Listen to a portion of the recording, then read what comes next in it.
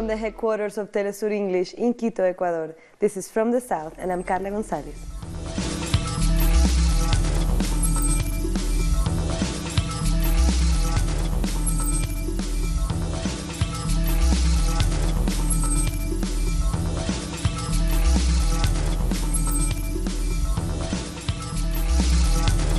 Opponents of the Bolivarian government in Venezuela are stepping up their international pressure, just days after talks with the opposition collapsed and the Electoral Council set April 22nd as the date for the presidential election. The government of Nicolás Maduro strongly rejected a communique from the U.S. State Department. It said it was yet another case of interference in Venezuela's domestic affairs and a clear violation of international law. The government also rejected the decision by the International Criminal Court to investigate Venezuela's government for protest violence last year. It said it was more than willing to go to The Hague to explain what really happened. On Thursday, the U.S. State Department criticized Venezuela's decision to call for a presidential election in April. The spokesperson, Heather Nauert, tweeted the communique saying the United States denounces the decision by Venezuela's National Electoral Council to unilaterally advance presidential elections. We support the decision by the opposition parties to reject the regime's term for elections that would not be free and fair. The Venezuelan opposition has still not said if it will stand with a single candidate in April's election, or whether it will take part at all. Our correspondent Laura Prada has more from Caracas. Hi, yes, nice to greet you from Caracas. Indeed, as you all know, last night was announced the official date for the presidential elections here in Venezuela for the 22nd of April. But today the news are that the European Union announced that they will apply sanctions to President Maduro and to the oil Venezuela produces. Also that Julio Borges, leader of the opposition who is representing them at the dialogues in Dominican Republic, said that they were going to meet to see if they were going to present a candidate for the presidential elections. The campaign will start next month, the 2nd till the 19th of April. This is all we have now from Caracas. We'll be getting back together. That was Laura Pradas from Caracas. 2 days after the U.S. Secretary of State visited Bogotá, the Colombian President Juan Manuel Santos has announced an increase of troops along the Venezuelan border. Santos said he was sending 3,000 new security personnel, including soldiers and police, to the border. And he will strengthen migratory controls by suspending new daily entry cards for Venezuelans. About 1.3 million Venezuelans have registered for the special migration card that allows them to cross the border. Repetirle al presidente Maduro. To repeat to President Maduro, these are the results of your politics. It is not the fault of the Colombians, and it is the result of your refusal to receive humanitarian aid, which we have offered in all forms, not only Colombia, the international community. Once again, I urge you to allow us Colombians to help the whole international community, to help Venezuelans not to suffer, at least because of hunger and lack of medicine. Venezuelan Foreign Minister Jorge Arreaza has arrived in Haiti as he continues his regional tour promoting peace and dialogue. Arreaza's tour follows a week-long tour by U.S. Secretary of State Rex Tillerson, which largely focused on gaining support from allies in the region to take action against the Venezuelan government. Arreaza previously visited Trinidad and Tobago, where he met his counterpart Denis Moses, who expressed his preferences for a region of peace. We want to live in a peaceful region, and that any problem can be handled without taking certain measures that go against peace in the region. Ecuador's President Lenín Moreno says he has been vindicated by the Inter-American Court of Human Rights, after it said it did not have the jurisdiction to rule on a request to protect the members of Ecuador's Council for Citizen Participation. Last Sunday's referendum in Ecuador voted to replace the council with a new body. The government had asked the court to reject the request from the Inter-American Commission of Human Rights a separate body, which argued that question 3 in the referendum had not been approved by Ecuador's Constitutional Court. The arguments presented by Ecuador to the Inter-American Court of Human Rights have been positively received, and the IACHR has decided to ignore the requests made by the Commission to implement measures for Ecuador. It's excellent news, and I thank them. Workers of the National Social Security Administration in Argentina have started a national strike in an attempt to stop the wave of dismissals. Our correspondent in Buenos Aires has more information. The plan began last Friday, when the workers protested against more than 80 layoffs. They want to turn this into business, profit, and then they try to destroy ANSYS, to bring back banks, insurance companies, everything private. That's what Macri does. He wants to privatize everything, but we won't allow it. In Argentina, us, the workers, are still organized, and we will fight and see who wins in the end, Macri or the workers. Union members said that next week they will peacefully take on the institution and take further measures if they don't get a response from authorities. We will continue our plan, permanent assemblies, mobilizations. We will denounce the officials who gave the name lists of people who worked for more than 15 years here, professionals from the social security system. The national deputy of Frente para la Victoria, Mayra Mendoza, says the mega decree signed by President Macri won't only allow the government to use funds from the integrated emergency system, but it also gives permission to its associates to do so. Clarín Group has 9% of the stock in the Sustainability Guarantee Funds, and as they think they own Argentina, they also think the state belongs to them and should keep it. That is why they are going after these funds, and for that they need to fire workers as well. Apart from demanding the immediate reincorporation of dismissed workers and to stop emptying the institution, they will also join the protest call made by the workers' unions. On the 21st, we will march along with GCT and the 2 WCA, because, as Hugo Moyano said, this problem must be solved by all of us or nobody will. It's there that the address maturity must prevail, and I think it will, but mainly the solidarity of the working people which has been expressed since the first day of Macri taking office. We must stop his neoliberal plan, which is contaminating and ruining Argentinian lives. Workers from the National Social Security Administration will also join the strike, with a mobilization called by the state's unions on February 15. We'll take a short break now. Join us again after this look at what our multimedia colleagues are reporting.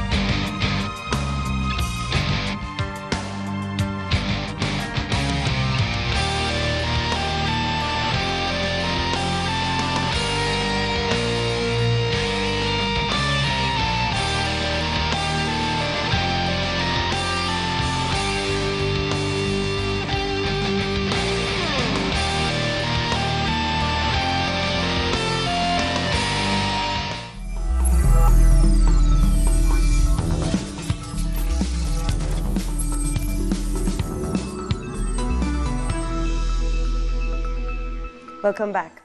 Mexican indigenous towns are placed at risk due to the construction of mega projects, such as the country's new largest airport in Texcoco. The airport, which cost $13 billion, is scheduled to be completed in 2020 and serve 68 million passengers annually. After speaking with residents of towns affected by the construction works, United Nations representatives said on Thursday the situation is of deep concern. Practically, our towns tend to disappear with the buildings of so many highways, with so many real estates, with the decision-making that the entrepreneurs are doing and do not include the towns with the disposition of the water.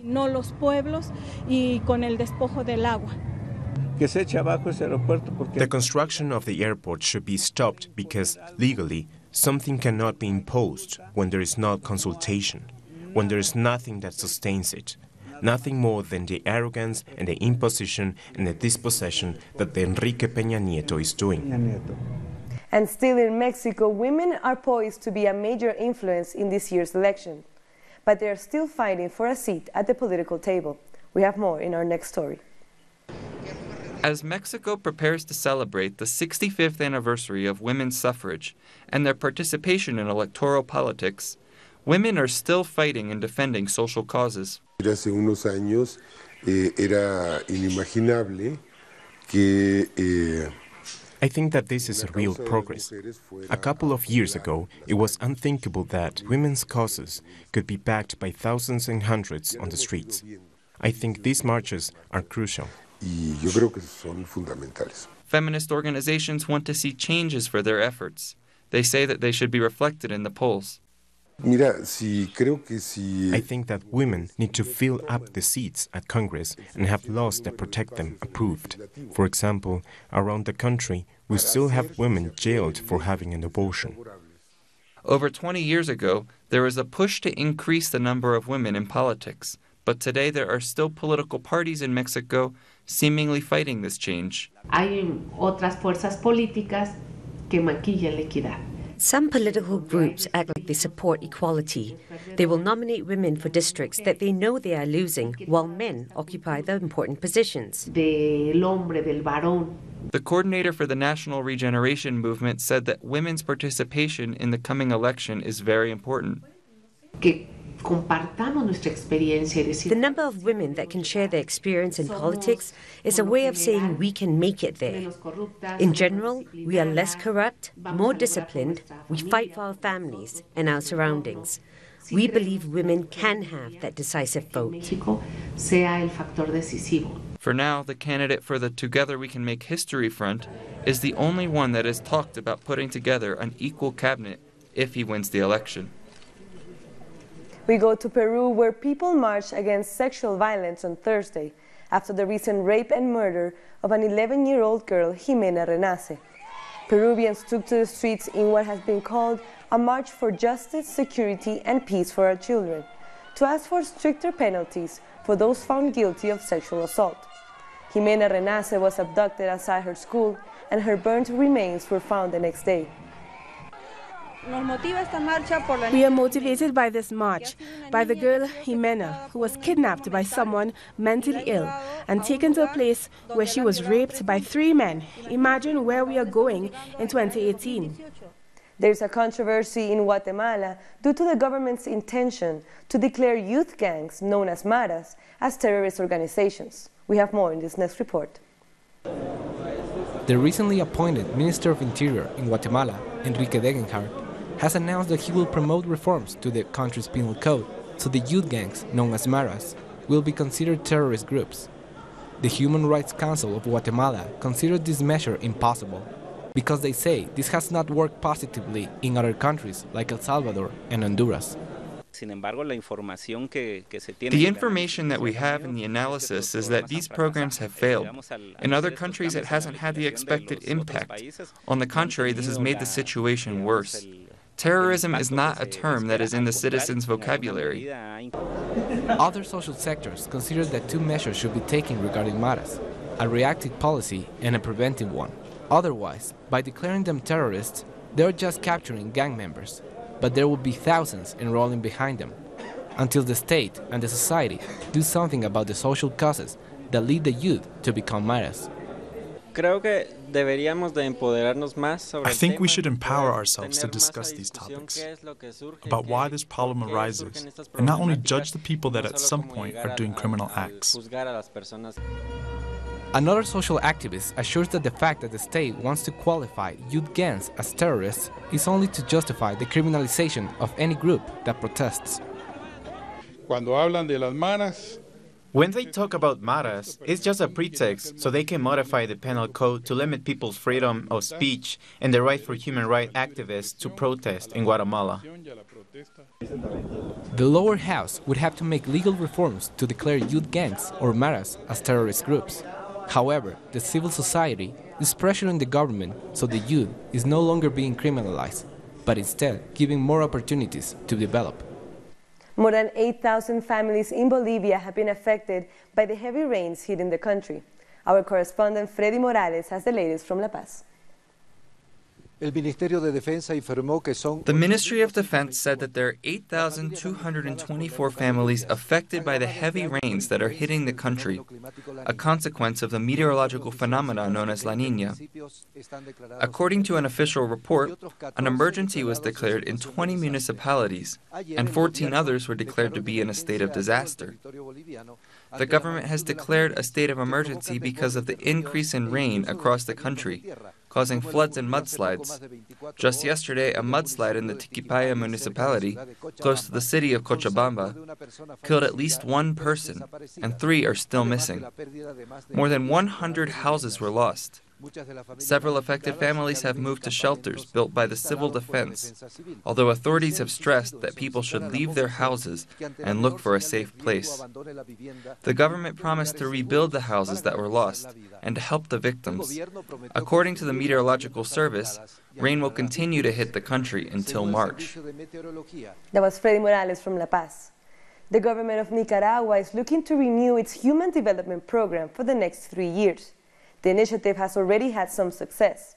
Our correspondent Jose Diaz has the details. Over the past 2 terms, the government of Nicaragua has developed a national plan for human development. The goal is to develop the country economically and socially. The 19-point plan ranges from educational policies to trade agreements. También están todas las políticas agropecuarias. There are also agricultural policies, policies for improving productivity, for trade issues, food quality, safety, national security, and gender equity policies. This country has already been condemned for its high rate of women participating in decision-making. The programs aim to strengthen partnerships with the private sector, nurturing relations on the international level, at the same time ensuring needs are met on a social level.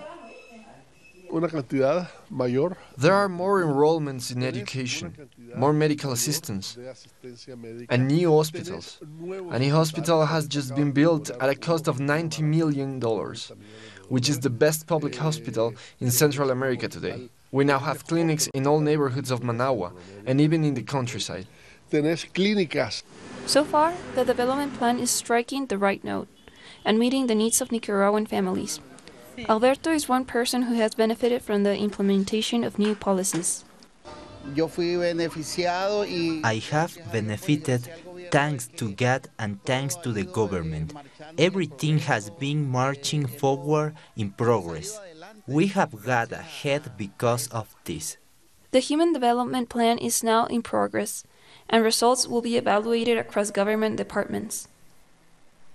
Carnival in Brazil started with the joy and magic that it always brings.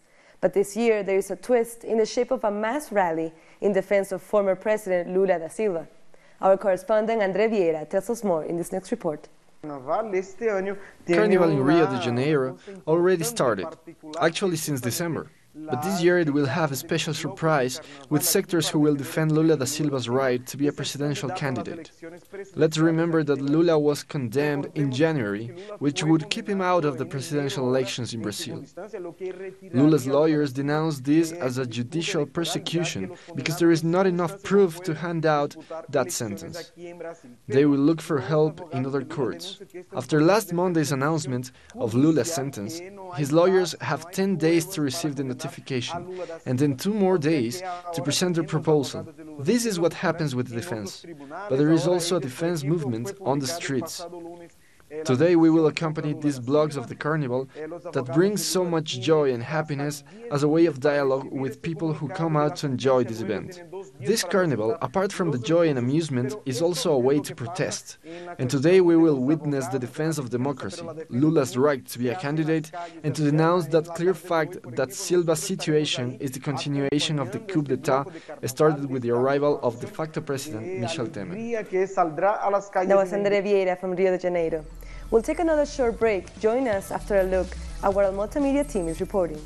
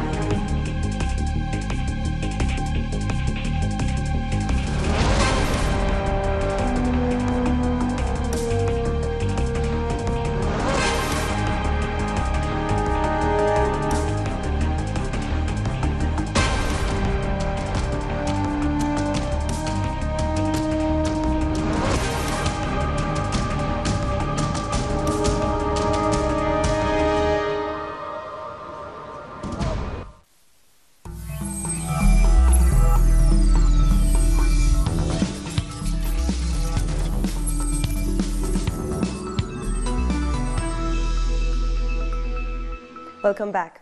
Now let's have a look at some other stories from around the world.